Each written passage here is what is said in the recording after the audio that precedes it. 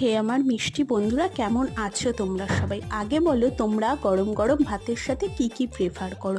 গরম গরম ভাতের সাথে প্রতিদিন মাছ মাংস যদি ভালো না লাগে, তাহলে এই জিনিসগুলো এমন কোনো মানুষ নেই যে খেতে ভালোবাসে না।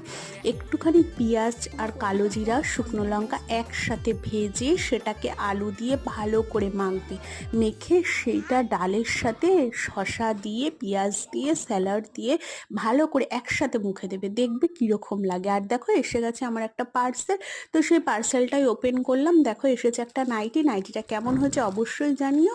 এবং যদিও আমি এটা এখনো পরিনি, কিন্তু নাইটিটা একদমই ইউনিক লাগলো, ফ্রকের মতন। তো তোমাদের কেমন লাগলো অবশ্যই জানিও। আর দেখা হচ্ছে পরের একটা ভিডিও নিয়ে। তো ততদিনের জন্য প্লিজ ভালো থেকো, সুস্থ থাকো, সাবস্ক্রাইব প্লিজ প্লিজ।